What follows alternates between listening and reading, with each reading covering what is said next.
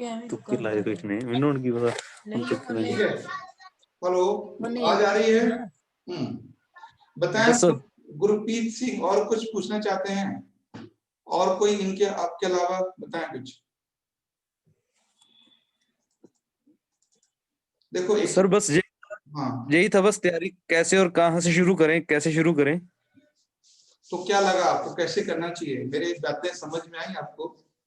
Yes sir. आइए एक चीज और पूछनी थी सर, जैसे मैं अभी काम कर रहा हूँ, I am a government servant. जी। देन मेरे पास टाइम बहुत कम होता है ना तैयारी के लिए, प्रिपरेशन के लिए। हम्म। एंड जब मैं देखता हूँ अपने कंपटीशन में, जैसे दिल्ली में, चंडीगढ़ में है ना, जहाँ ऑल ओवर द इंडिया है ना, काफी सारे स्टूडेंट्स लाखों की तादाद में प्रिपरेशंस कर रहे हैं, तैयारी कर रहे हैं। तो उनसे मैं कैसे compete करूंगा? और जब वो सारा दिन क्लासेस लगाते हैं और फिर रात को स्टडी भी करते हैं, देन मैं कैसे मेरे जैसे और कितने उनको compete कर सकते हैं सर? तो थोड़ा सा डिमोरलाइज हो जाता हूँ मैं इस चीज को लेके। नहीं, देखिए एक बात समझिए आप लोग कि अगर आप गवर्नमेंट, यानी कोई भी गवर्नमेंट का मतलब है, अगर कोई आप पढ़ने के अलावा कोई वर्क कर रहे हैं, पढ़ने के अलावा, जो मैं कह रहा हूं उसको ध्यान से सुनिए सब लोग।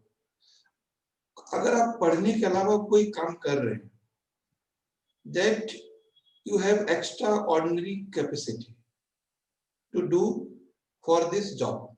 पहली बात इसको समझना है आपको। अगर आप स्टडी के अलावा कोई वर्क कर रहे हैं, दैट इज नॉट, मजबूरी नहीं है यार, ये मजबूरी नहीं होती।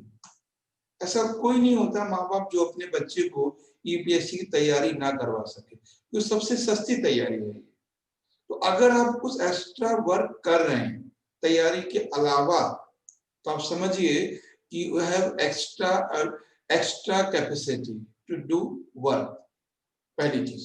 अब इसका यहाँ पे मतलब क्या है? मतलब ये है कि अगर आप एक्स्ट्रा वर्क करने की कैपेसिटी रखते हैं, है ना, आप आप में वो कैपेसिटी है, आप में वो एनर्जी है, या आप में वो थिंकिंग है कि उसके साथ वो मैनेज कर सकते हो। तो एक चीज मैं आपको यहाँ पे बता दूं, सभी लोग जो जॉब करते हैं, जॉब का मतलब उसके अलावा कुछ भी करते हैं, तो आप, कोई कॉमन स्टूडेंट जो कोचिंग जाके पढ़ता है, वो अगर उस चीज को आधे घंटे में समझता है किसी टॉपिक को, तो आप 5 से 7 मिनट में समझ जाएंगी, मेरी गारंटी है। अगर कोई स्टूडेंट किसी टॉपिक को आधे घंटे में समझता है, तो उसको आप 5 से 7 मिनट में समझ जाएंगे, क्योंकि आप में वो कैपेसिटी है, वो पहले से है, वो पहले से है। तो पहली बात, आपको उनसे कम टाइम दे पा रहे हैं, तो इसके लिए रिग्रेट फील मत कीजिए आप, क्योंकि वो आप हैंडल कर सकते हैं। दूसरी बात, कोई भी स्टूडेंट लाइफ में अगर हम सीनियर वर्ड इसलिए यूज करते हैं कि आप समझते हैं पूरी यूपीएससी को। अगर आप दिन में 3 से 4 घंटे दे सकते हैं, 3 से 4 घंटे बहुत ज्यादा है, अगर आप 3 घंटे भी दे सकते हैं यूपीएससी के लिए, 3 घंटे, तो आपके लिए सफिशिएंट है। क्या आपको नहीं लगता कि कोई भी वर्किंग अगर है तो 3 घंटे, क्योंकि 3 घंटे में आप उतना पढ़ लोगे जितना एक स्टूडेंट 8 घंटे में पढ़ता है, उतना पढ़ लोगे।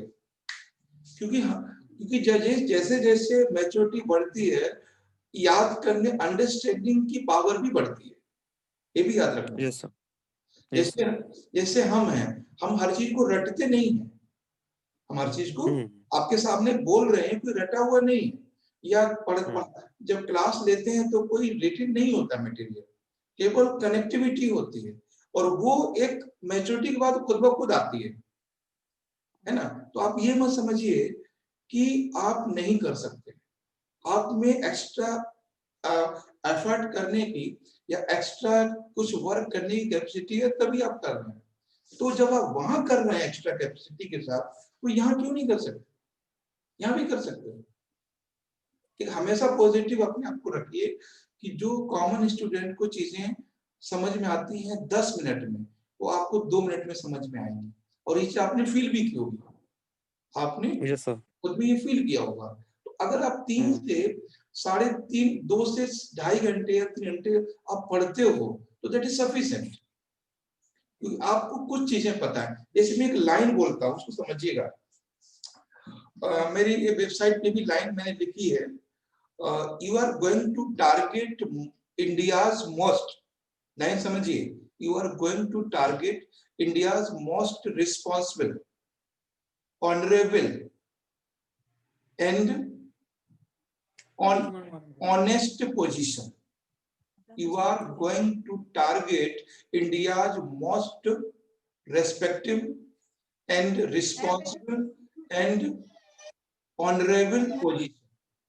तो जब ये वर्ड आपको समझ, और ये सबको समझ, मैंने क्या बोला, रेस्पेक्टेबल एंड रिस्पॉन्सिबल, ये आपको यही चीजों को लेकर चलना है।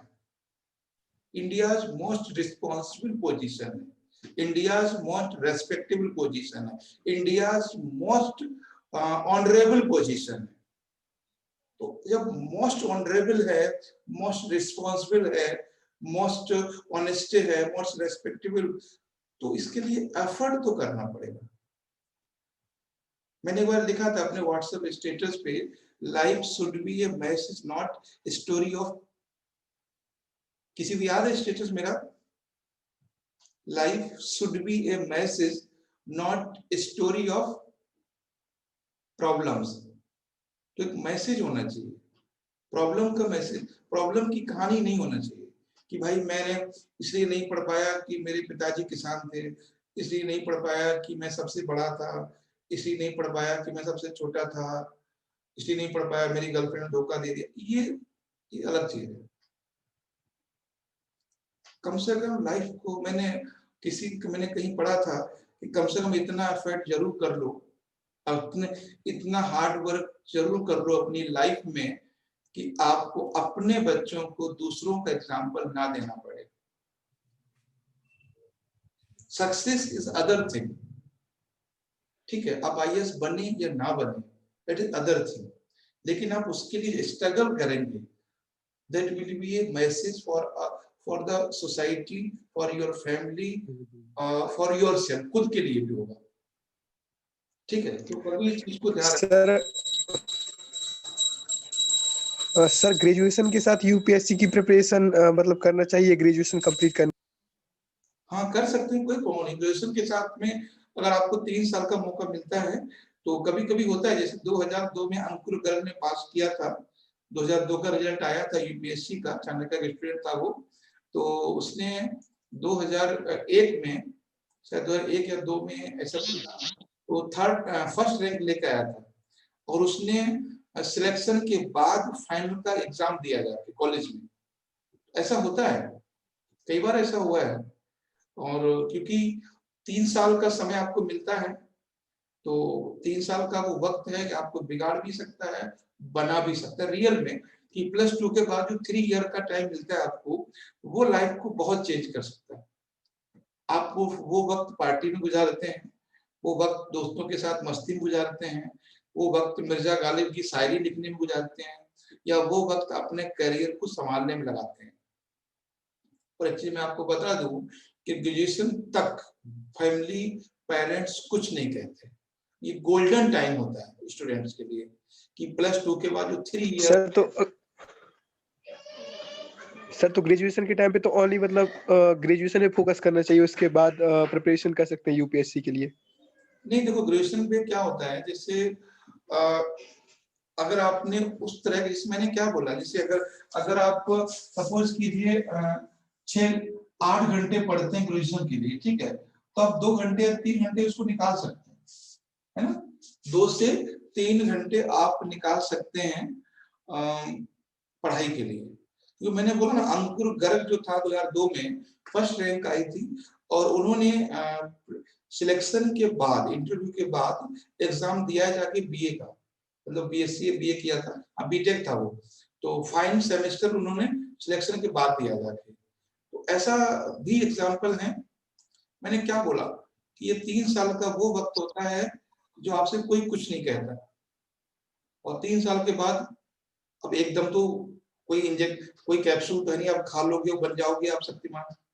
पढ़ाई तो प्रोसेस है ना, स्टडी क्या है, प्रोसेस है। तो प्रोसेस अगर आपने 3 साल पहले शुरू नहीं किया तो ग्रेजुएशन के बाद सीधे फैमिली वाले पूछेंगे बेटा जॉब करो, है ना। 2 साल हो गए तो बेटा बोलेंगे बेटा शादी करो, ठीक है। तो शादी के बाद फिर बात खत्म हो जाती है। मेरी बात समझ रहे हैं ना। तो ये चीज है, ये बहुत अच्छा समय होता है। हाँ, 12th के जैसे 12th करते समय नहीं करना चाहिए, लेकिन ग्रेजुएशन में आप कर सकते हो, ठीक है। तो ये है, क्योंकि देखो मेहनत तो करनी है, एक बात जान लीजिए आप, जो भी है मेहनत आपको करनी है। क्यों ना थोड़े और अच्छे से कर ली जाए। आपको क्या लगता है कि मेहनत आदमी नहीं करता? आप कभी रोड पे देखते हो जो रिक्शा चलाता है, ऑटो रिक्शा या कैसा भी रिक्शा है, आप सुबह के 4 बजे उसको पकड़ते हो, वो कितनी सर्दी में उठ के आता है। आप तो कभी कभी जाते हो, उसकी लाइफ को आप फील कीजिए कि वो सुबह 3 बजे, रात के 2 बजे भी आप रोड पे जाओगे तो उसको हिलाओगे तो वो उठेगा और पूछेगा बाबूजी कहाँ जाना है। तो क्या वो स्ट्रगल नहीं है? बट फर्क ये है कि उसका स्ट्रगल उस टाइम पे नहीं हुआ जिस समय होना चाहिए, और आप स्ट्रगल से बच जाओगे, ऐसा नहीं है, ऐसा नहीं होता। ऐसा एक ही उपाय है कि आप सुसाइड कर सकते हो। अगर जिंदा रहना है तो स्ट्रगल करना पड़ेगा, है ना। और बहुत कम लोग होते हैं जिनके पिताजी अमिताभ बच्चन होते हैं, खुद भी खुद सब कुछ मिल जाता है, ठीक है, वो बात अलग है। तो मेरा कहने का मतलब है कि हार्ड वर्क हो और राइट वे में हो, हार्ड वर्क हो और राइट वे में हो। और एक बात जान लीजिए आप लोग कि राइट वर्क, हार्ड वर्क कभी भी, राइट वर्क ना कह सकते हैं बहुत हार्ड नहीं होता, ये बात भी है। हार्ड वर्क, हार्ड जो सीखता हूँ ना, हार्ड वर्क का मतलब क्या होता है कि जो हम लोग, जो हम समझते हैं, ठीक है। हार्ड वर्क का मतलब ये होता है कि right work and continuity, and continuity, दो बातें हमें समझ में आती हैं। अगर हार्ड वर्क का मतलब होता है तो सबसे ज्यादा तो सैलरी उसकी होनी चाहिए जो मनरेगा में काम करता है ना। सबसे ज्यादा सैलरी तो उसकी होनी चाहिए जो होटल पे रोटी बनाता है, पूरे दिन खड़ा रहता है। तो हार्ड वर्क राइट वे में हो और उसकी कंटिन्यूटी रहे, तो ये है राइट वर्क। हार्ड वर्क का मतलब ये नहीं कि यार 15 घंटे पढ़ रहे हैं, पढ़े जा रहे हैं खच्चरों की तरह, आंखें सुजा ली हैं अपनी, रात भर सो नहीं रहे हैं, सुबह भी पढ़ रहे हैं, तो ये नहीं है। हमने कहा हार्ड वर्क करना है, राइट वे में करना है और उसको कंटिन्यू करते रहना। और कंटिन्यूटी जो चीज है वो रियल में बहुत अलग ले जा सकती है आपको। लॉकडाउन में आपने देखा हुआ कई चीजों को, और हम लोग यूपीएससी वालों के साथ सबसे बड़ी प्रॉब्लम ये होती है कि हमारे पास अस्त्र भी नहीं होते। मेरी बात समझना, हमारे पास औजार भी नहीं होते, हमारे हमारे सामने रोशनी भी नहीं होती, फिर भी हमें शिकार करना होता है। यूपीएससी के जो स्टूडेंट है या जो कमीशन के, चाहे वो पीसीएस दे रहे हो चाहे यूपीएससी दे रहे हो, वो हम लोग उस शिकारी की तरह होते हैं जो हमारे पास बहुत अच्छे औजार भी नहीं है, पता नहीं कि कैसे चलेगा ये औजार। औजार तो होता है लेकिन कैसे चलेगा हमें ये नहीं पता होता है। और आगे अंधेरा होता है, अंधेरा का मतलब, और अंधेरे में भी बहुत सारे ऐसे हिंड्रेंस गड्ढे होते हैं। गड्ढे का मतलब बहुत सारे खतरे होते हैं अंधेरे में भी, और अंधेरे में हमें टारगेट को हिट करना होता है। मेरी बात समझ रहे होंगे शायद आप लोग। मतलब हमारे पास ऐसे वेपन्स हैं जो हमें नहीं पता कि चलते कैसे हैं, पहले तो है ही नहीं। मतलब हमारे पास बुक्स हैं, हमारे पास नोट्स हैं, हमारे पास मटेरियल है, बट हमें यही क्वेश्चन है कि यार इसमें क्या पढ़े और क्या छोड़े। तो मतलब क्या हुआ, हमारे पास जो वेपन है हमें नहीं पता है कैसे चलाना है। उसके बाद 10 लाख पेपर देते हैं, 12,000 पास होते हैं। तो आगे अंधेरा बहुत है कि जो हम लोग पढ़ रहे हैं क्या वो राइट वे में है कि नहीं। तो और सबसे बड़ी चीज है जो सपना है वो बहुत गलत चीज हो जाता है ना। सपना आप देखते हो या दिखाते हो लोग फैमिली को कि भाई हम आईएएस बनेंगे, आईपीएस बनेंगे, और आप दिखा तो देते हो, दिखाने के बाद जस्ट आपको रियलाइज होता है कि हमारे पास सपना पूरा करने के लिए हमारे पास जो टूल्स होने चाहिए वो सही नहीं। पता चला आपने कोचिंग की, 2 महीने क्लास हुआ, क्लास बंद हो गई, प्रॉपर वे में क्लास ही नहीं हुई। फिर पता चला आपने जो पढ़ा वो तो हुआ ही नहीं। फिर देखा कि यार हिंदी मीडियम हम 4 साल लगे रहे, रिजल्ट तो आ रहा है 2%। और ये चीज आप किससे कहोगे जाके, है ना। तो मेरा ये सब बातों कहने का मतलब है कि यूपीएससी का जो प्रिपरेशन है वो उसके लिए बहुत ज्यादा राइट डायरेक्शन चाहिए, हार्ड वर्क नहीं चाहिए, हार्ड वर्क नहीं चाहिए इसके लिए, राइट डायरेक्शन चाहिए। और राइट डायरेक्शन हमेशा इजी होता है, चीजों को इजी समझना है। पहले हम कहते हैं कि पहले तो हमें चीजों को जानना है, फर्स्ट है नो। पहला क्या करना है, पहला स्टेप होता है हमें चीजों को जानना है। दूसरा, पहला जानना होता है कि what is the monsoon, what is the Indus civilization, what is the light of reflection. पहले हमें चीजों को जानना है फर्स्ट ऑफ ऑल। सेकंड, हमें उनको प्रेजेंट करना है। सेकंड क्या है, हमें उनको प्रेजेंट करना है। प्रेजेंट मींस या बोलना है या हमें यूज करना है। यूज करने को समझ रहे आप लोग कि लाइट ऑफ रिफ्लेक्शन हमने पढ़ा इन एनसीईआरटी या नोट्स, जो भी सोर्स हो सकता है। यूज करने का मतलब है अगर उससे प्रीलिम्स में एग्जाम में आता है क्वेश्चन तो कैसे होगा, कैसे हम उसको हैंडल करेंगे। तो दैट इज प्रेजेंट, प्रेजेंटेशन करना, प्रेजेंट करना। प्रेजेंट करने के 3 तरीके हैं। सबसे पहले हमें हाउ टू एक्सप्लेन अदर, हमें लोगों को कैसे एक्सप्लेन करना है। दूसरा चीज है कि उससे कैसे आंसर को पुट अप करना है। एंड थर्ड चीज, कैसे हमें मेंस की आंसर राइटिंग करनी है।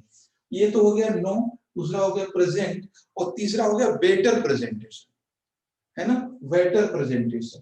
ठीक है, यानी जो प्रेजेंट करें वो दूसरों से बेहतर हो, यही तो है। अगर मान लीजिए एक गाड़ी जा रही है 40 किलोमीटर स्पीड पे और दूसरी जा रही है 40 किलोमीटर स्पीड पे, तो who is winner, no is winner. कौन विनर है इसमें नहीं पता। एक यहाँ पे क्या है कि वेक्टर प्रेजेंटेशन का मतलब ये है कि 12,000 कैंडिडेट रिटेन मेंस, 12,000 कैंडिडेट। बहुत सिंपल सा क्वेश्चन आया है, relation with India and Pakistan, discuss relation India and Pakistan. ये हमें क्वेश्चन लिखना है, और इस क्वेश्चन को पहले तो हमें जानना होगा कि what is the relation India and Pakistan. Second क्या है, हमें जानना है। थर्ड, कि हम जानने के साथ उसको लिखना जानते हो, हाउ टू रिटन, कैसे इसको लिखा जाता है, हाउ टू राइट, कैसे लिखा जाता है। थर्ड स्टेप, 12,000 में जो लोग 12,000 लोग होते हैं उनमें कैसे हमें 2000 में आना है ना। 12,000 लोग मेंस देते हैं, उसमें 1200 में 2500 लोग लिस्टेड होते हैं फॉर इंटरव्यू। 12,000 लोगों में 2000 या 2500 लोगों का इंटरव्यू कॉल होता है। तो that is better presentation, better present करना। और यहां पर भी 2500 में भी, ठीक है, 2500 में भी सेलेक्ट कितना होना है, 1000 को। यहां भी चीजों का आपको बेटर प्रेजेंट करना है। तो 4 लोगों से पूछेंगे, 4 लोगों से पूछेंगे एक चीज कि अच्छा बताओ कि एक ही बात पूछेंगे कि बताओ कि गांधी बेहतर थे या डॉक्टर भीमराव अम्बेडकर। एक क्वेश्चन पूछेंगे वो। सब जानते हैं कौन बेहतर था, बट क्या लगता है 1200 से हमने पूछा, 2500 से पूछा, लेकिन किसको लिस्टेड करेंगे, जो बेटर प्रेजेंट करेगा। UPSC is not exam of competition, that is exam of better presentation. Better presentation का मतलब है अगर कोई 1 घंटे में चीजों को समझता है आपको वो 15 मिनट में समझनी है। मेरी बात समझ रहे हैं ना? ये चीज है। कोई हफ्ते में 7 दिन कोई हफ्ते में 4 दिन पढ़ता है तो आपको 5 दिन पढ़ना है, बेटर पढ़ना है। ठीक है, तो ये सारी चीजें हैं। तो अब बताएं आप लोग, कोई आपकी तरफ से कोई क्वेश्चन हो? टाइम तो लगभग हो चुका है। यस, किसी कोई डाउट है? और गुरप्रीत, मोहम्मद आदिल, नाजुका, सैयद, अशरफ रजा, अमन कुमार, अमन दास, अफरोज, बताएं। सर जी आज पहली क्लास थी, आगे भी ऐसी क्लासेस चलती रहेंगी आज से बाद, जहाँ जस्ट इंट्रोडक्शन आज था और उसके बाद फिर कैसे आगे करोगे आप कंटिन्यू? देखिए क्या है ना, कौन आदम, कौन बोल रहे हैं ना इसमें? I am Gurpreet sir, Gurpreet. अच्छा ठीक है। देखिए क्या गुरप्रीत होगा, सर। अभी ये जो मेरा है वो सेमिनार है। सेमिनार ये लोग जो मैनेजमेंट में है ये 15 डेज पे रखते हैं सेमिनार। बाकी मंडे टू फ्राइडे क्लास चलती है। मंडे टू फ्राइडे जो क्लासेस होती हैं वो 1 बजे से होती है। ठीक है, मंडे टू फ्राइडे ये क्लासेस 1 PM से होती हैं और 1 PM से लेकर लगभग 7 PM तक। तो 6 घंटे क्लास होती है daily, Monday to Friday. 1 PM पे द हिंदू क्लास होता है, फिर जीएस का होता है, फिर मेंस का होता है, फिर एनसीईआरटी का होता है। तो वो क्लासेस का शेड्यूल है। जो सेमिनार है वो महीने में 2 बार मतलब ये लोग करते हैं। तो ये 2 बार सेमिनार मिलेगा आपको। क्लास जिससे आपने लिंक लिया है तो क्लास के बारे में डिटेल उससे पता चल जाएगा आपको। ठीक है, ओके सर, ओके, ठीक है। हाँ तो अभी हम लोग यहीं पे रोक रहे हैं। भाई किसी को कोई डाउट तो नहीं है कि क्लास अभी रोकना है यहीं पे? ठीक है, तो फिर मिलते हैं नेक्स्ट क्लास में।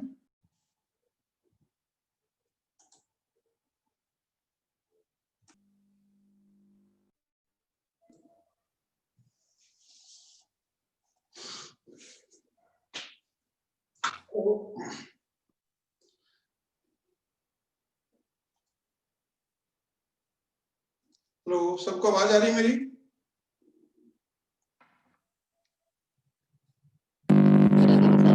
जी आ रही ओके, आ रही है सर, बट सड़ रही है थोड़ी। ठीक है, मेरी तरफ से तो ठीक है, आप लोग की तरफ से देख लीजिए। बस दो चार लोग कनेक्ट हो जाएं फिर शुरू करते हैं।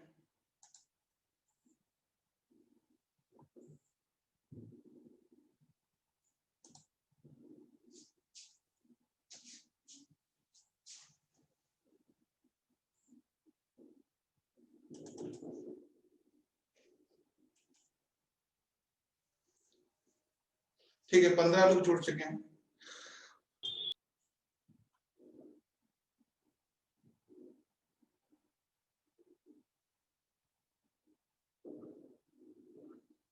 ओके,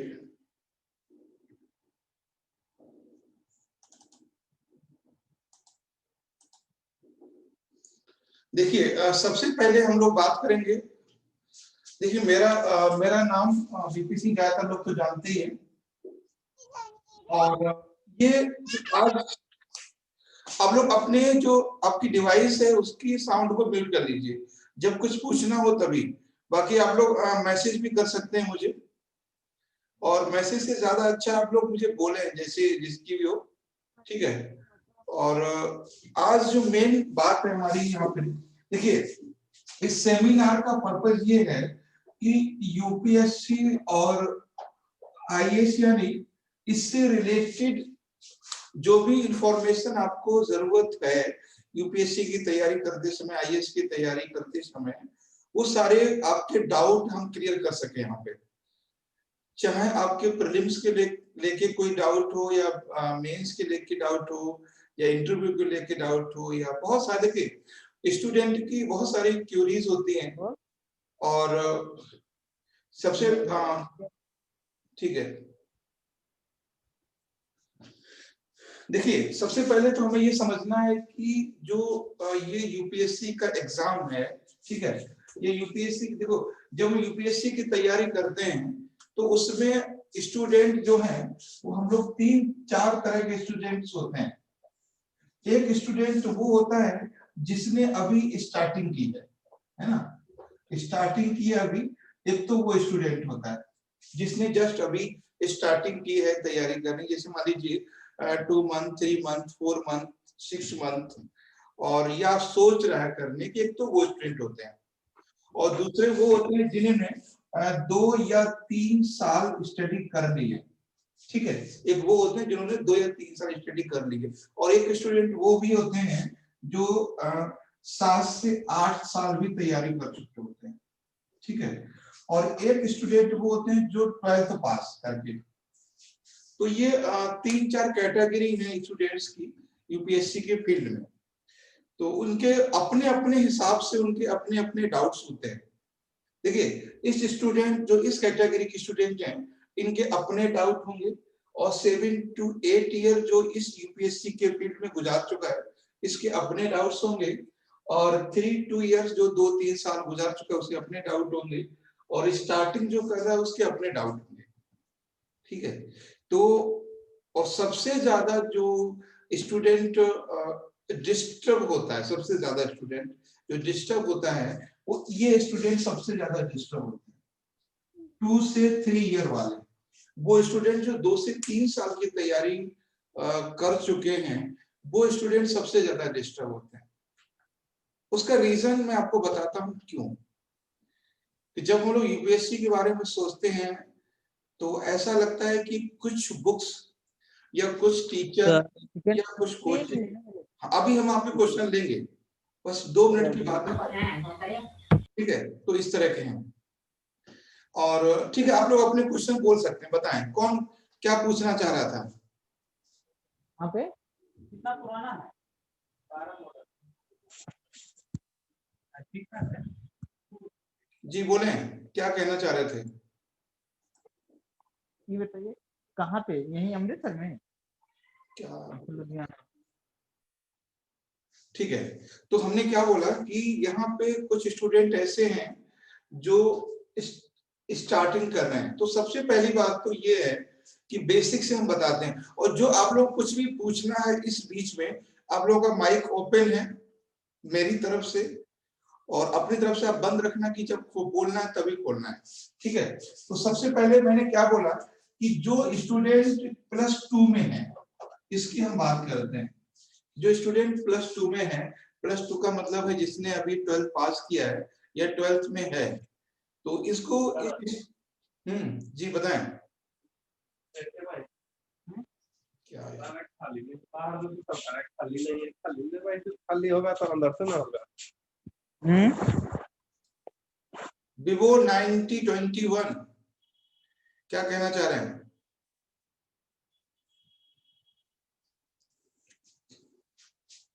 ठीक है, तो जो 12th पास किया हुआ स्टूडेंट है, उसके मन में बहुत सारे ऐसे डाउट होते हैं कि आप इनको रिमूव करना पड़ेगा, मुझे लग रहा है। मतलब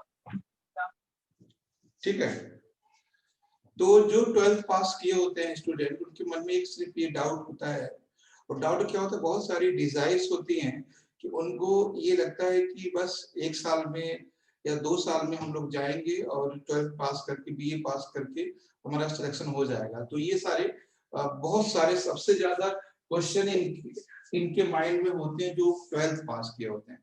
तो एक बार मैं सबको कॉमन बता दूं कि जो यूपीएससी का बेसिक है वो ये है, बेसिक एकदम बेसिक है। बाकी आप लोग जो भी पूछना चाहते हैं पूछ सकते हैं। सबसे पहले जो यूपीएससी का जो बेसिक है वो ये है कि ये एग्जाम जो है वो 3 स्टेज में होता है, 3 स्टेज में। ठीक है, ये नॉर्मली ज्यादातर पता होगा लोगों को, प्री, मेंस और इंटरव्यू। ठीक है, ये 3 स्टेज में ये एग्जाम होता है यूपीएससी का, 3 स्टेजेस में। और उसके बाद इसकी जो एलिजिबिलिटी होती है वो बीए पास, बीए या बीएससी, ठीक है, या कोई भी ऐसी डिग्री जो ग्रेजुएशन, बीकॉम है, बीटेक है, कोई भी डिग्री जो ग्रेजुएशन को पास करवाती है, वो इसके लिए। नो नीड एनी परसेंटेज, कोई भी इसमें ऐसी परसेंटेज की रिक्वायरमेंट नहीं है कि भाई 35% हमारे आए हैं या 49% हैं तो हमें प्रॉब्लम हो जाएगी, ठीक है। तो ऐसा नहीं है और इससे कोई फर्क भी नहीं पड़ता है, ये बात भी ध्यान रखना आप लोग कि सबसे पहली बात कि प्री होता है, मेंस है और इंटरव्यू है। बीए बीएससी यानी ग्रेजुएशन जो भी पास किया होता है वो फॉर्म फिल कर सकता है, ठीक है। जो फॉर्म फिल कर सकता है। No requirement any special stream. किसी को लगता है कि सिर्फ आर्ट साइड वाले या जो ह्यूमैनिटी वाले हैं। Sound not clear. Yes, Thakur Virendra, क्या नाम है? ठाकुर वीरेंद्र, क्या कहना चाह रहे हैं बताएं। Sound problem. Yes,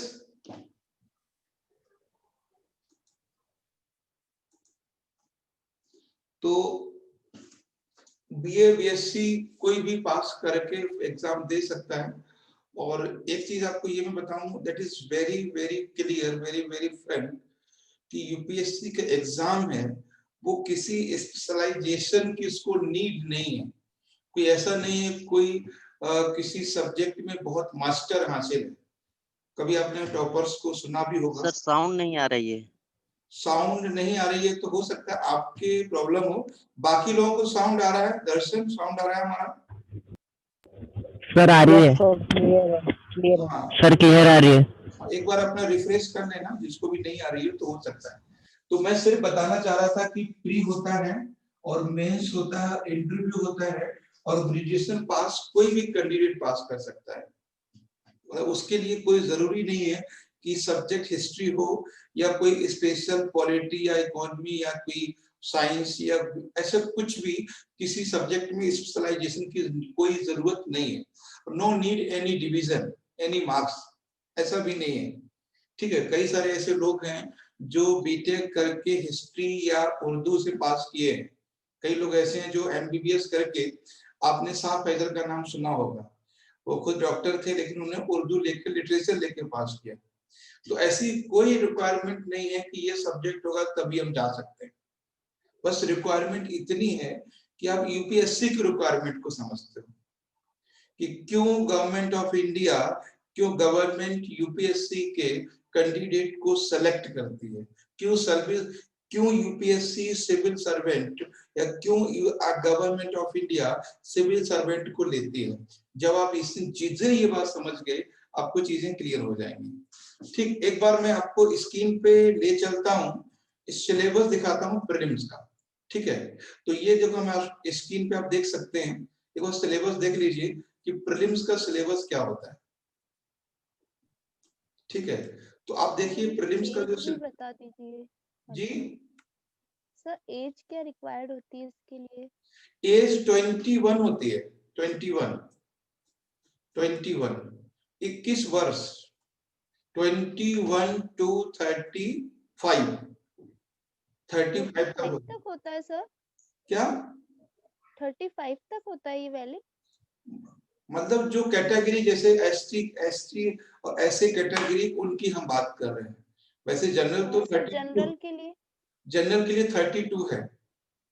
okay sir, okay. हाँ, जनरल के लिए जो एज है वो 32 है, वैसे पहले 30 थी, अब 32 है। और ओके सर। तो 35 एज है मैक्सिमम। मतलब ये मान चलिए आपको सिलेक्शन 21 to 30 तक लेना है, कैटेगरी कोई भी हो उससे फर्क नहीं पड़ता। तो ये है। बाकी एक जो सिलेबस आपके सामने है, कुछ कुछ बातें हैं जो आपको बहुत ज्यादा डिस्टर्ब करती होंगी। तो सिलेबस मोस्टली मुझे लगता है कि सिलेबस शायद ही कोई होगा जिसको नहीं पता होगा, है ना। तो ये सिलेबस है प्रीलिम्स का, बाकी ये वेबसाइट पे अवेलेबल है। और जैसा ये डिजाइन किया वैसा वैसे गवर्नमेंट ऑफ इंडिया का नहीं होता है। और गवर्नमेंट ऑफ इंडिया कोई बहुत ज्यादा सिलेबस को मतलब डिस्क्लोज भी नहीं करता है, तो आपको ये भी ध्यान रखना है।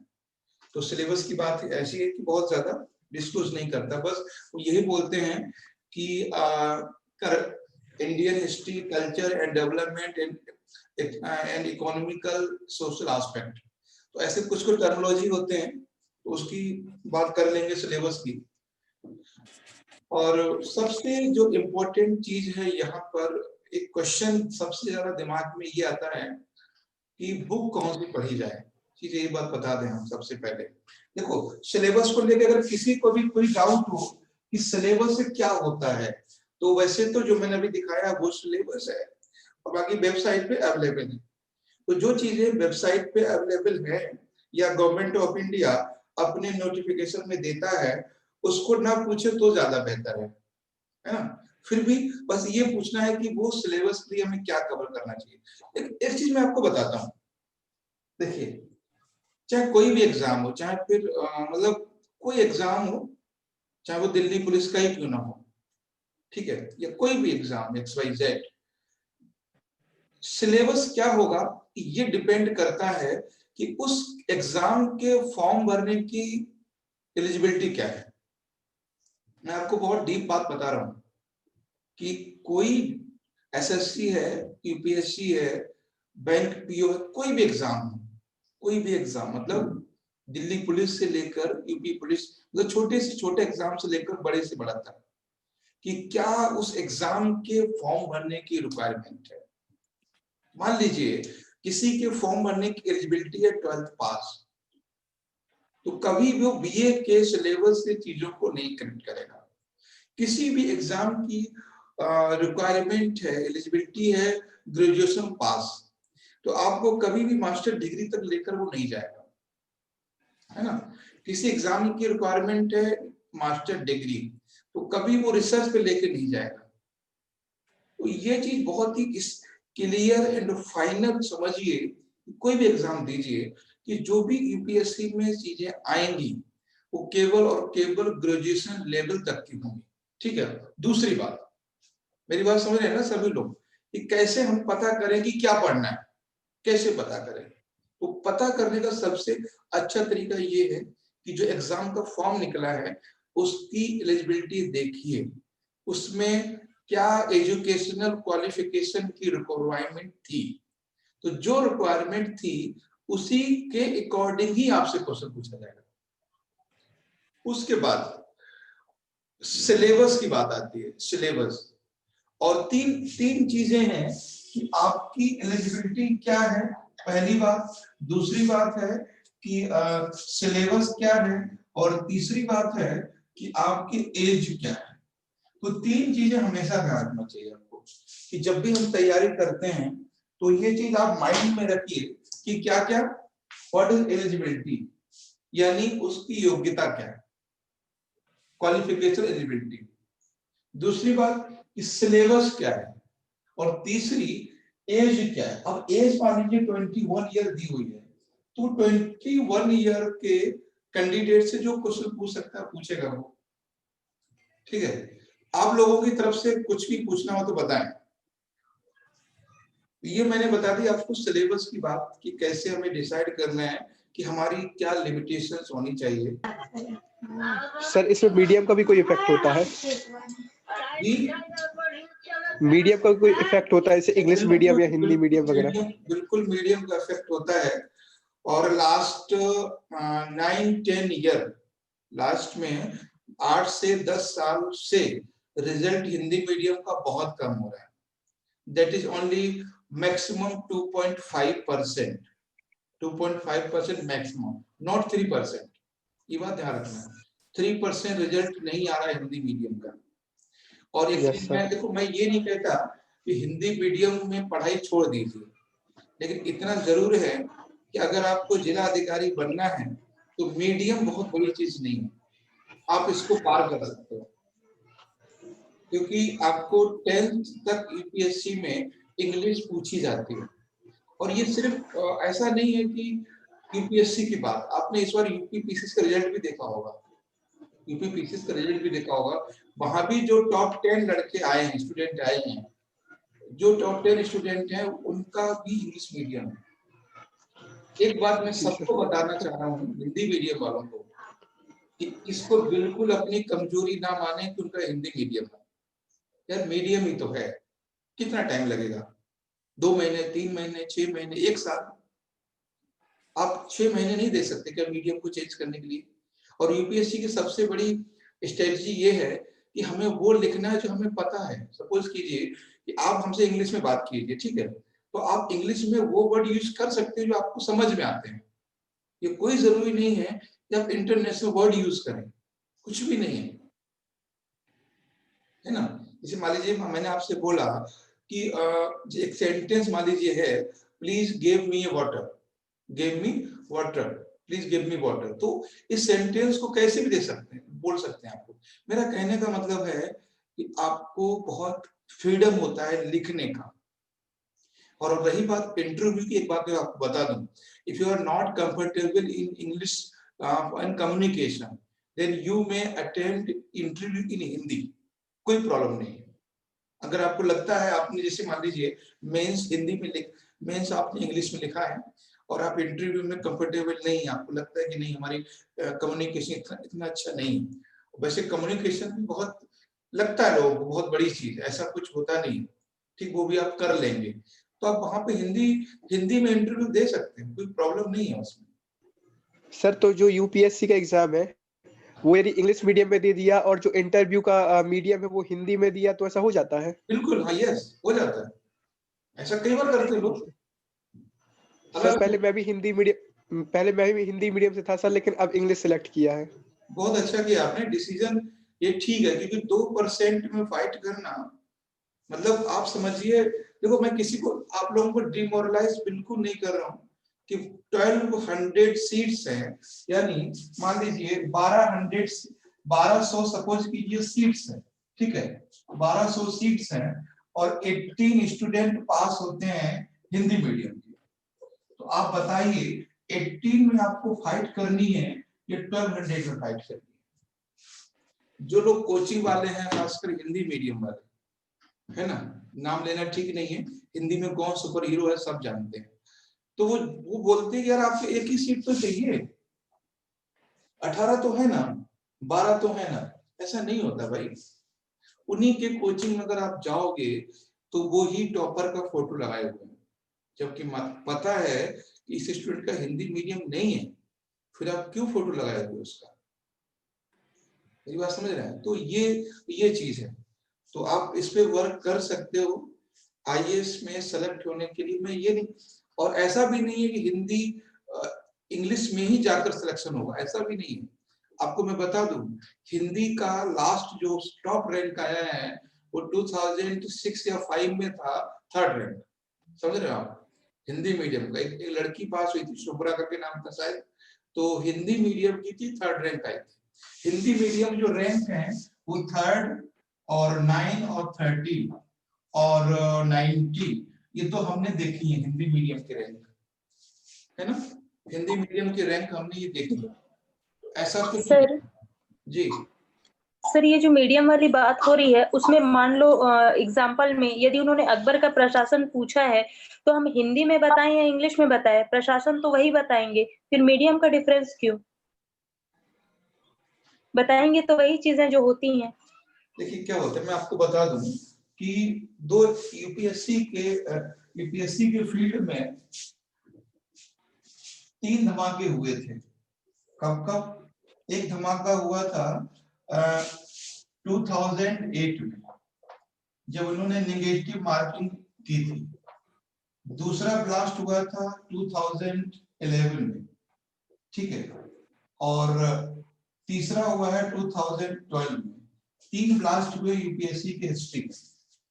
यहाँ पर इन्होंने नेगेटिव मार्किंग इंक्लूड की थी, यहाँ पर उन्होंने सीसेट किया, और यहाँ पे उन्होंने जो ऑप्शनल था, जो 2 ऑप्शनल थे उसको हटा दिया, यानी 2 ऑप्शनल की जगह पे अब 1 ऑप्शनल कर दिया, ठीक है। तो ये अब ये 2 नहीं रखे, उन्होंने 1 कर दिया। तो ये 3 चेंजेस हुए यूपीएससी के फील्ड में। 2008 में हिंदी मीडियम के स्टूडेंट हैं वो 270 या 350 या 400 तक सेलेक्ट होते थे, और 2000 के बाद ये रेशो सीधे 12 आ गया, 17 आ गया, 18 आ गया, 8 आ गया, आज भी ये चल रहा है। तब भी 2011 से पहले भी वही स्टूडेंट थे, वही टीचर थे, वही कोचिंग थी, वो स्टडी मटेरियल था। तो ऐसा नहीं है कि हिंदी मीडियम के स्टूडेंट्स में कोई कमी है। अब आप क्या कर सकते हो, यूपीएससी से लड़ो या फिर पढ़ाई करो। लड़ने वाले लोग लड़ रहे हैं दिल्ली में, तो भी देखेंगे तो, और लड़ने की वजह से ही उन्होंने बहुत छोटा सा चेंज किया था, जो नहीं करते तब भी काम चल जाता। प्री में इंग्लिश को हटा दिया उन्होंने, तो प्री में क्वेश्चन इंग्लिश के आते थे वो बहुत बेसिक थे, 10th क्लास लेवल के थे, 10th से भी कम थे, 7th क्लास लेवल क्वेश्चन थे। तो ये जो चेंजेस हुई है ये गवर्नमेंट कर रही है। कोई क्वालिटी में स्टूडेंट, ये बात भी आई थी कि हिंदी मीडियम का जो स्टूडेंट है वो ज्यादा बेहतर समझता है सोसाइटी को, ज्यादा बेहतर समझता है वो रूट्स को, वो गांव से जुड़ा हुआ था, वो सोशल ज्यादा होता है। आपको एक क्वेश्चन दीजिए, मान लीजिए डॉक्टर है या बीटेक है, तो आपने बीटेक, मैं ये नहीं कहता बीटेक खराब है, लेकिन जो सोशलाइजेशन होता है वो हिंदी मीडियम वाले में ज्यादा होता है और वो चीजों को समझता ही बेहतर है। लेकिन अब गवर्नमेंट ऐसा कर रही है तो क्या कर सकते हैं, है ना। तो ये चीज बहुत बार जब भी डिबेट होती है चीजें जी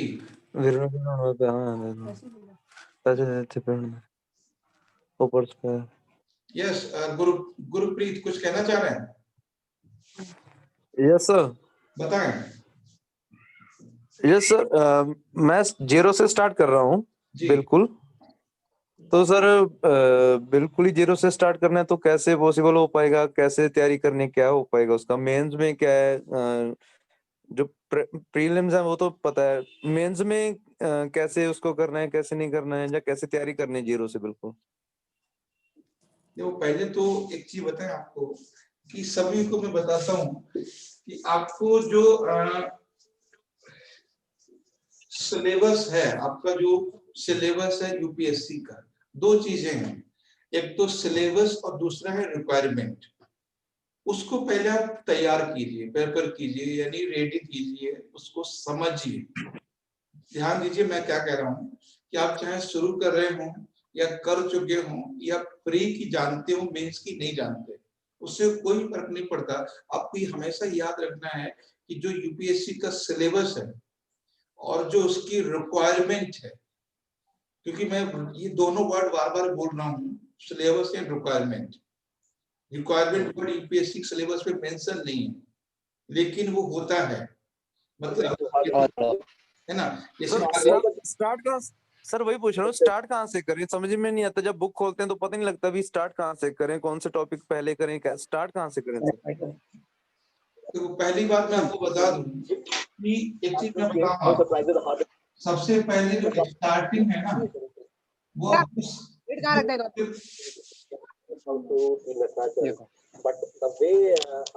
अपनी आवाज म्यूट करिए सब लोग, तब बोल पाएंगे हम। नहीं मेरी एंड रखी हुई एक्स्ट्रा एडवांटेज मिल रहा है इन दैट पर्टिकुलर गेम, तो it was well deserved the man of the match. बार लगा दे। अब इसमें ये पता नहीं माइक म्यूट कर दीजिए सब। करते हैं, चलन देते हैं, कुछ नहीं। ठीक है, हम कह रहे थे कि आपको बुक्स से स्टार्टिंग ना करके आपको पहले सिलेबस को करना है। लोग करते क्या है, देखिए एक बार मैं आपको क्लियर बता दूं सभी लोगों को, जो बुक्स हैं वो आपके यूपीएससी के लिए कोई बुक नहीं लिखी गई, चाहे वो एनसीईआरटी हो या कोई और बुक हो, कोई भी बुक है वो यूपीएससी के लिए नहीं है। और गलती क्या होती है, जब हम लोग यूपीएससी के लिए कोई बुक्स पढ़ते हैं तो हमें ये समझ में नहीं आता कि इसको कहाँ से शुरू करें, कहाँ खत्म करें। तो सबसे पहली बात है कि बुक्स से शुरुआत नहीं करनी है आपको। अगर आपको बुक्स पढ़ना ही है तो रफली उसको समझ लीजिए। देखिए क्या होता है, जैसे मान लीजिए हमने कहा कि अवर कॉन्स्टिट्यूशन ऑफ इंडिया, हमारा भारतीय संविधान, अवर कॉन्स्टिट्यूशन ऑफ इंडिया, अगर इस बुक की हम बात करेंगे तो बुक को पढ़ लीजिए, लेकिन ये मत सोचिए कि हमें यूपीएससी के लिए पढ़ रहे हैं। जो मैं कह रहा हूं उसको समझिए। देखो स्टार्टिंग में हम आए थे तो हमने ही बुक्स पढ़ी, कोई भी आता है बुक्स पढ़ता है, लेकिन जब मैंने देखा यार बुक्स में पढ़ने, बुक्स से शुरुआत करने का मतलब है हम लोग उसमें खो जाते हैं, हमें नहीं पता होता है, इतना खो जाते हैं कि इजी ढूंढने लगते हैं कोई बुक्स। तो पहली बात है, जैसे मान लीजिए इंडियन हिस्ट्री है, सपोज कीजिए मॉडर्न इंडिया या फ्रीडम स्ट्रगल ऑफ इंडिया, आप बुक पढ़ रहे हैं, तो फ्रीडम स्ट्रगल ऑफ इंडिया आपको समझिए, आप उसमें बिल्कुल क्वेश्चन मत कीजिए उस बुक में कि यूपीएससी से क्या मतलब है इसका, मेरी बात समझे ना। फ्रीडम स्ट्रगल ऑफ इंडिया उसको समझिए कि कैसे हुआ, बिल्कुल उसको रिलेट मत कीजिए उस समय कि आप क्या यूपीएससी में कैसे क्वेश्चन बनेंगे। अब आपने UPSC freedom struggle of India को समझ लिया, मतलब ये नहीं है कि हमने बिपिन चंद्रा से पढ़ा या किसी नोट से पढ़ा या हमने पढ़ाया किसी और ने पढ़ाया, उससे कोई लेना देना नहीं। You know very well what is the Indian struggle of India, आप समझ गए। अब सीधी स्टेज आती है इसमें क्वेश्चन कैसे बनते हैं, तो वो आपको क्वेश्चन मेंस के जो प्रीवियस के क्वेश्चन है उनको देखना है। अब देखो सबसे बड़ी प्रॉब्लम क्या होती है कि हम लोगों की सभी के स्टूडेंट्स की कि सिलेबस ही कवर नहीं हो पाता है, सिलेबस नहीं कवर हो पाता है। पहले सिलेबस तो कवर कीजिए, क्वेश्चन तो अपने आप बन जाएंगे। देखो सबसे बड़ी मिस्टेक ये भी होती है, जैसे ही आप लोग कोचिंग ज्वाइन करते हो उस समय सारी चीजें शुरू कर देते हो आप लोग, जैसे आपने पहला क्लास शुरू किया 1-2 में, तो आप उसी समय प्री की क्वेश्चन भी करने लगते हो, आप उसी समय मेंस के क्वेश्चन भी करने लगते हो, आप उसी समय इंटरव्यू का डिस्कशन भी करने लगते हो, है ना। बहुत आप लोग जो हॉस्टल में रहकर पढ़े होंगे वो समझते होंगे, रात के 2 बजे तक इसी बात पे चर्चाएं होती हैं कि मोदी गलत है कि राहुल गांधी। जो हॉस्टल में रहते होंगे वो समझते होंगे मंदिर बनना चाहिए नहीं बनना चाहिए, ऐसा लगता है कि उनके वही तैयार कर रहे हैं। तो ये सब बातें यूजलेस हैं, नेसेसरी हैं, कोई मतलब नहीं है। और होता जरूर है, जब यूपीएससी की तैयारी करने हम लोग आते हैं तो हमारे जहन में ये चीज कहीं ना कहीं रहती है कि हम भारत के निर्माता हैं। अरे निर्माता हो, लेकिन पहले आप खुद में उन इनपुट तो करो, आउटपुट तो बाद में होगा। मैं एक वर्ड बोल रहा हूँ यहाँ पे कि आपको शायद समझने की कोशिश कीजिए इस चीज को। आपको पहले अपने अंदर इनपुट करना है, उसके बाद आउटपुट करना है। और यूपीएससी के खासकर हिंदी मीडियम के स्टूडेंट्स के साथ ये बहुत ज्यादा प्रॉब्लम होती है कि वो इनपुट करता है, जैसे आप यहाँ पर हैं, आप गेन कर रहे हैं मात्र 10%, ठीक है, और आप लोगों को बता रहे हैं कितना 95%। तो क्या जो लोग हिंदी मीडियम वाले समझते होंगे, इंग्लिश वाले भी समझते होंगे कि क्या ऐसा होता है कि जितना आप बोलते हैं किसी से, क्या उतना आप पढ़ते भी हैं। अगर आपसे कोई डिस्कशन छेड़ दिया गया है तो सबका आप जानते हैं। तो हम भी इस दौर से गुजरे हैं, इसीलिए हम बता रहे हैं। जब हम लोग पढ़ते थे तो हॉस्टल में रात के 2 बजे तक यही डिस्कशन होता था कि कौन सी कोचिंग अच्छी है, कौन सा टीचर अच्छा है, कौन सा नेता अच्छा है, कौन सी पॉलिसी अच्छी है, ये सब चीजें। जबकि करना क्या है, आपको सीधा समझना है। क्या समझना है कि भाई ये बताना है कि जलियांवाला बाग है क्या, है ना, जलियांवाला जो बाग कांड है वो क्या है, हमें इसको समझना है, ना कि दुनिया भर की कहानी को। और जबकि होता क्या है, ये ना समझ के हम सारा कुछ करते हैं। तो सबसे पहले मैं सबको बता रहा हूं कि सबसे पहले आप समझिए, चाहे आप हिस्ट्री पढ़ रहे हो, चाहे ज्योग्राफी पढ़ रहे हो, चाहे इकोनॉमी पढ़ रहे हो, एक रास्ता ये भी है कि सबसे पहले सिलेबस को समझना है। अब मानसून आपने पढ़ लिया, अब मानसून से क्वेश्चन कैसे बनेगा ये सेकेंडरी थिंग है। आप लोग पढ़ने से पहले मानसून के क्वेश्चन करने लगते हो, ये बहुत बड़ा मिस्टेक होता है। जब क्वेश्चन सही नहीं होते हैं तो फिर आप डिमोरलाइज होते हो। एक तरीका ये है कि मैंने ये नहीं कहा कि जो आप पढ़ रहे हो उसको यूपीएससी से रिलेट नहीं करना है स्टार्टिंग में, कुछ भी पढ़ रहे हो। और मैं आपको बता दूं, एक चीज और बताऊं क्लियर आपको, कि जो चीज हम लोग पढ़ते हैं, जो हम पढ़ते हैं वो यूपीएससी के लेवल का मात्र 15% होता है। जो चीजें हम पढ़ते हैं, इसको ध्यान समझिएगा। इन लोगों ने एग्जाम दिया होगा वो समझ रहे होंगे कि हाँ, जो भी चीज हम पढ़ते हैं, चाहे हम लोग बुक्स पढ़ें या फिर कोई न्यूज़पेपर पढ़े, है ना, या फिर कोई नोट्स पढ़े, जो भी चीज हम लोग पढ़ते हैं, ये सारा कुछ यूपीएससी का मात्र 15% है, सिर्फ 15%, नहीं 85% आपको अपने से करना है।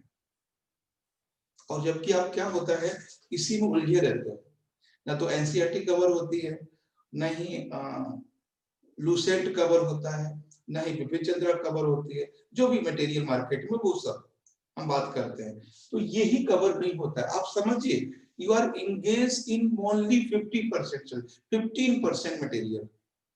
फिर इसको कर लीजिए, फिर चीजें खुद ब खुद समझ में आएंगी। ठीक है, ये मैटर है। और इस चीज को बहुत, क्योंकि एक बात मैं आपको बता दूं कि देखो, बुक्स और नोट्स, ठीक है, और न्यूज़पेपर, इनसे अगर आप कहो कि यूपीएससी पास हो सकता है, तो आप गलत फहमी में हो।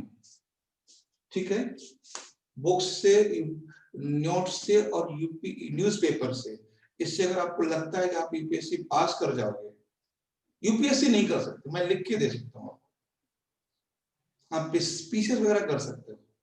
उसका रीजन क्या है, जो हम पढ़ते हैं मात्र 15% है, ये बात याद रखना।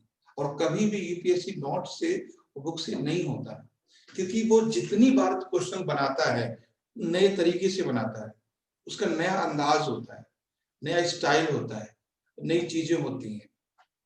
तो आपको ऐसा नहीं, इनकी जरूरत नहीं है, इनकी जरूरत तो सबसे पहले हमें यही करना है, बुक्स पढ़ना है, नोट्स बनाना है, न्यूज़पेपर पढ़ना है। सेकेंडरी जो स्टेप आता है कि यूपीएससी कैसे क्वेश्चन को पूछता है, उस अगर तैयारी करना है तो सबसे पहले आप लोग क्या देखो, आप लोग करते क्या हो, सबसे पहले आप लोग करते हो बुक्स पढ़ते हो, ठीक है, उसके बाद नोट्स बनाते हो, फिर आप लोग एग्जाम देते हो, यही तो होता है। फर्स्ट स्टेप आपका होता है बुक्स, सेकंड होता है नोट्स, और थर्ड होता है एग्जाम। ये बिल्कुल गलत है, बिल्कुल गलत है। क्यों गलत है? क्योंकि सबसे पहले हमें यहां से चलना है, सबसे पहले हमें एग्जाम को समझना है, सबसे पहले हमें एग्जाम को समझना है, ये बहुत जरूरी है। मतलब इसमें क्या पूछा जाता है, एग्जाम के अकॉर्डिंग हमें नोट्स बनाने, और नोट्स के लिए हम वो नोट्स कहां से बना सकते हैं, वो हमारे बहुत सारे सोर्स हो सकते हैं।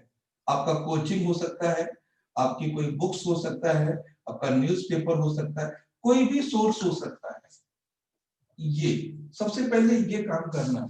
हम ये नहीं कह रहे आप एग्जाम देने चले जाओ, ऐसा हमने नहीं बोला। हमने कहा कि एग्जाम पेपर को पहले आप स्टडी करो, उसके बाद एक तरीका, मैं दो रास्ते बताए, एक ये कि बुक्स पढ़ो केवल अपने अंडरस्टैंडिंग को डेवलप करने के लिए, दूसरा तरीका बताया कि पहले पेपर देखो, फिर नोट्स बनाओ। नोट्स कहाँ से बनेंगे? देखो, मतलब ये नहीं है कि हमें अशोक का प्रशासन कहाँ से मिलेगा, मतलब ये है कि हमें अशोक का प्रशासन जानना है।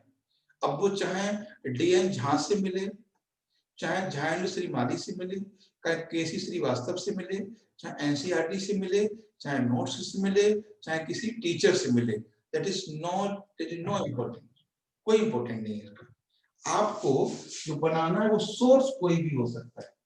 अब कोचिंग का या किसी टीचर का रोल क्या होता है कि जो चीजें हैं उनको हम इजी करने की कोशिश करते हैं, बस कुछ चीजों को इजी करते हैं, कुछ चीजों को रोकते हैं। जैसे क्लास आप ज्वाइन करते हैं तो कोचिंग कहीं भी या यहाँ या कहीं भी, तो दो ही काम हम लोग करते हैं। पहला तो ये कि चीजों को इजी करना, और दूसरा ये कि रोकना। रोकने का मतलब है बताते हैं कि देखो भाई इससे कोई लेना देना नहीं, इसको नहीं पढ़ना है, ठीक है। तो ये है। और बताएं कोई आपका क्वेश्चन हो किसी का, फटाफट।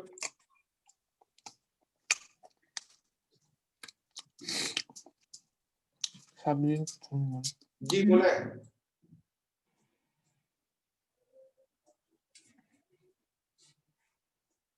तो